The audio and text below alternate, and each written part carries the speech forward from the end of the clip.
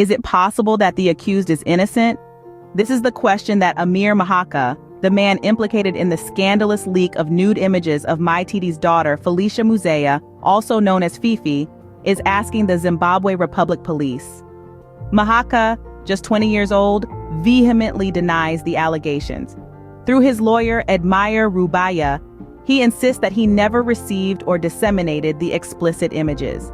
In a letter to Commissioner General Godwin Matanga, Mahaka's plea for his name to be cleared is outlined in detail. Rubaya reveals that since Mahaka's arrest, new information has emerged that necessitates further investigation. The lawyer suggests the investigation should begin with Fifi herself, who admitted to recording, storing, and distributing the intimate images. To prove his innocence, Mahaka has submitted his cell phone for cyber examination. He believes that the examination of Fifi's mobile will provide the answers to all contentious questions, including who she sent the images to. Mahaka and his lawyer are convinced that the examination of Fifi's phone will establish whether she indeed sent the images to Mahaka.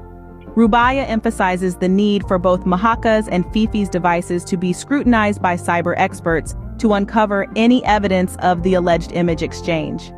Mahaka also raises concerns about allegations made by online bloggers that Fifi may have an OnlyFans account.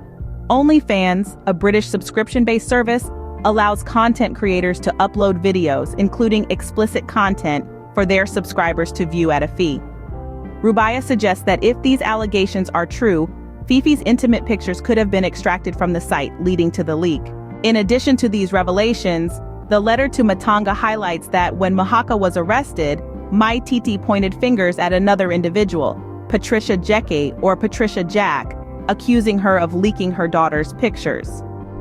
Rubaya stresses that this inconsistency casts doubt on the allegations against Mahaka and warrants further investigation. On his first appearance, Mahaka turned the tables, asking the police to arrest his ex-girlfriend for capturing and keeping explicit pictures on her phone. As we await Mahaka's routine remand this week, the question remains, is Mahaka truly guilty, or is he a scapegoat in a tangled web of accusations? In summary, Mahaka denies the allegations against him and has submitted his phone for inspection. He believes that Fifi's phone should also be examined, and questions have been raised about her potential involvement in an adult content site. There are also inconsistencies in the accusations, with another individual being named as the possible source of the leak. As the saga continues to unfold, we are left to ponder the truth in this complicated narrative.